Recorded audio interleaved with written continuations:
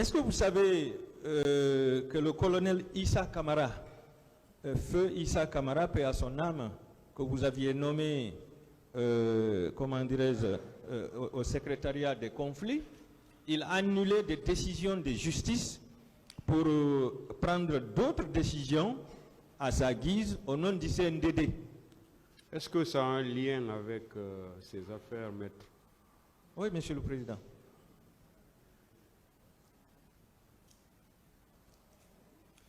Pas de réponse. Je continue. Pourquoi vous avez empêché Marcel Guilavogui d'aller continuer ses études en Russie? Non, je ne l'ai pas empêché d'aller continuer ses études en Russie. Vous ne l'avez pas empêché? Non, je ne l'ai pas empêché. Mais pourtant, c'est ce que Toumba a dit ici, qu'il était Oui, dossier. mais ça n'engage que la parole de Toumba n'est pas une parole d'évangile.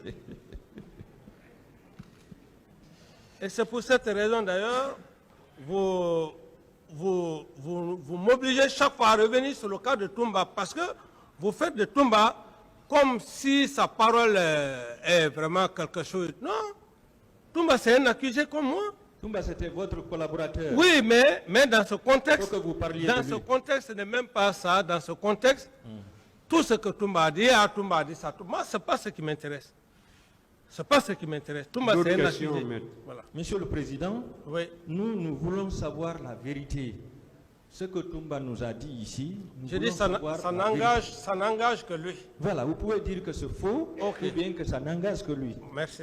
Est-ce que Marcel avait le niveau du CAT1? Maître, s'il vous plaît, vous pouvez aller parler dehors au téléphone.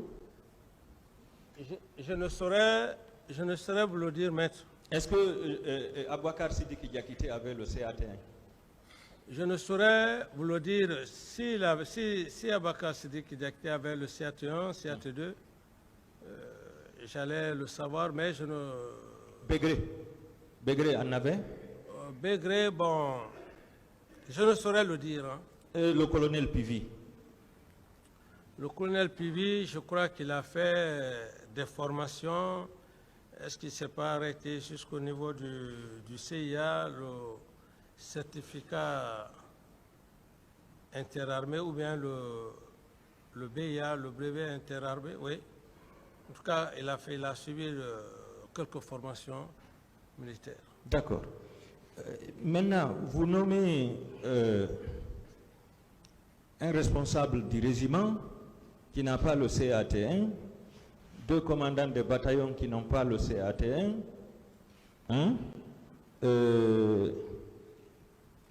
un commandant de, comment on appelle, le service de Tchéboro, le secrétariat du grand banditisme. Lorsque vous nommez toutes ces personnes à ces postes de responsabilité, comment voulez-vous que cette armée-là soit disciplinée s'ils n'ont pas le niveau, Monsieur le Président? Vous avez toujours dit que cette armée n'est pas disciplinée. Oui, je vous ai parlé dans un contexte très particulier. Je dis en matière de sécurité. D'accord. Le choix des hommes appartient à la discrétion du chef de l'État. Qu'importe si les personnes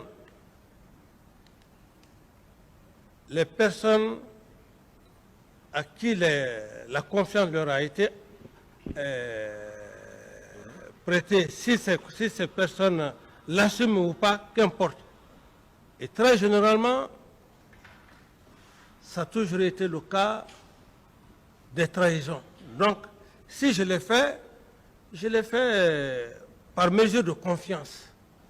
Et pourtant, vous avez toujours dit l'homme qu'il faut à la place qu'il faut. Ou bien? Je dis bien maître. Est-ce que ce n'est pas des nominations par complaisance? Non, écoutez-moi, je ne sais pas encore qu'est-ce que vous voulez que je vous dis. Quand on veut donner le poste à un homme, c'est le pouvoir discrétionnel du chef. Il n'a pas besoin de consulter. C'est son cœur qui le guide, son esprit qui le guide. Donc ça n'a rien à voir avec tout ce que vous voulez dire, avec ceci, cela, non. D'accord. S'il vous trahit, tant mieux, c'est que vous l'avez fait sciemment. Mais s'il ne vous trahit pas encore, tant mieux, vous l'assumez. Lorsque vous nommez des personnes qui n'ont pas la compétence, mais vous les avez nommées par confiance, si ces personnes commettent des bavures, qui en est responsable? Mais ces personnes qui ont commis la bavure, c'est eux. L'autorité de nomination n'est pas Je dis responsable. bien, maître, vous êtes un éminent avocat. Vous savez ce que c'est que la responsabilité pénale, elle est individuelle. Moi, je n'ai pas besoin de vous l'apprendre. Donc, ici, si l'intéressé commet des bavures, sa responsabilité est engagée. Même l'enfant qu'on met au monde, à partir de 18 ans, ton propre enfant, on ne le souhaite pas, il commet un acte, bien que tu sois moralement le père, mais ce n'est pas le père pénalement qui va être sanctionné. C'est dans ce contexte, il faut qu'on soit... Vous avez répondu. Voilà, il faut qu'on parte dans ce sens pour mieux évoluer. Sinon, on va dire des théories ici qui n'ont rien à voir, parce que là, vous êtes professionnel, vous le savez mieux. Vous avez répondu, Monsieur le Président. Merci. Est-ce qu'en allant au stade le 28 septembre pour massacrer cette population paisible, les bérets rouges étaient dans l'exercice de leurs fonctions? Ceux qui sont partis au stade n'étaient pas dans l'exercice de leurs fonctions, c'est une violation, c'est une désobéissance. Ils ont fait fi au règlement. D'accord. Est-ce que vous vous souvenez de la première réunion publique que vous avez tenue au camp Alphaïa, Diallo, après votre prise du pouvoir? Avec les leaders politiques? Votre première réunion? Oui, parfait, avec les leaders politiques. Oui. À l'époque, oui. Est-ce que vous vous souvenez des engagements que vous aviez pris ce jour? Bon, ça, des engagements, vous pouvez peut-être me les rappeler. D'accord. Je vais vous rappeler un seul. Vous vous étiez engagé à conduire la transition pendant 6 mois, à organiser des élections pour... Je comprends déjà, oui. D'accord. Oui. Pourquoi vous avez violé cet engagement, Monsieur le Président? Ah, mais maître, j'ai pas trahi l'engagement. Je peux vous faire la démonstration. Non, vous m'avez posé une question. Ouais, vous avez répondu. J'ai été victime d'un complot, donc je ne pouvais pas achever, on ne peut pas dire que M. Camara a fait ceci, cela. Je viendrai sur le complot. Vous avez dit que vous allez conduire la transition pendant 6 mois et vous allez organiser des élections libres et transparentes. Mais cependant, vous avez fait plus de 6 mois. Et à l'occasion d'une pause de la gerbe, de fleurs, vous avez dit, si vous voulez, vous pouvez vous présenter. Vous êtes guinéen comme tout le monde, vous pouvez ôter la tenue et vous présenter à une élection. Vous avez les mêmes droits que tout le monde. Est-ce que ce n'est pas une violation de votre engagement? Bon, maître, j'estime que vous ne faudrait pas considérer comme étant une violation. Vous savez, quand on gère une nation, on gère des êtres humains que nous sommes. Il faut souvent toujours se rappeler que c'est une famille. Et le terme que vous faites allusion, dire de mettre de l'eau dans leur vin, je l'ai dit, pourquoi, maître? Quelqu'un qui prend le pouvoir, qui appelle les leaders politiques, ou d'ailleurs un d'entre eux était déjà condamné, vous les appelez et que ces mêmes leaders-là viennent, ils essayent de vous emmerder, de vous créer tous les problèmes. À quelque part, vous pouvez être choqué, mais ce n'est pas parce que vous avez une intention. Vous leur mettez simplement en garde pour dire, c'est ce que j'ai fait. J'ai dit, écoutez, nous sommes tous des Guinéens. Moi qui suis devant vous, je ne suis pas né militaire. Mettez de l'eau dans votre vin. ce n'est pas méchant, c'est une façon, vous parlez avec vos frères. Et si les gens ont pris ça de manière à extrapoler, je ne sais comment, c'est une façon vraiment de se plaindre aussi contre ses frères. Est-ce que de vous faire êtes des d'accord remarques. que la parole d'un chef d'État ne ressemble pas à la parole de n'importe qui Oui, mais un chef d'État, c'est un être, et de façon publique, c'est un être humain avant devant tout. les médias? Oui, mais c'est un être humain avant tout. D'accord. D'accord. Alors, techniquement, comment se fait un recrutement, Monsieur le Président? Un recrutement dans l'armée? Bon, le recrutement, comme je ne suis pas ministre de la Défense, le recrutement, c'est le ministre de la Défense qui s'en charge. Qui propose? Qui propose le recrutement? Qui? Qui propose le recrutement? Le recrutement, on fait une proposition au président. Qui propose? Le ministre de la Défense, Qui ordonne? si le chef de l'État est d'accord, il donne son accord. Voilà. S'il n'est pas d'accord, il n'y aura pas recrutement. Non, s'il n'est pas d'accord, soyons quand même sincères, s'il n'est pas d'accord, il ne peut pas y avoir recrutement. D'accord.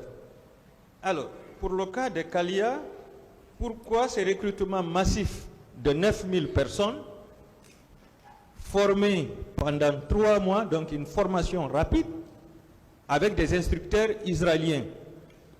Pourquoi ce recrutement massif? En 2009, l'armée guinéenne avait quel effectif, Monsieur le Président? Merci pour la question.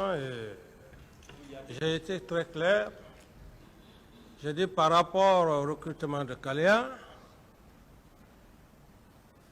avec la permission de Monsieur le Président et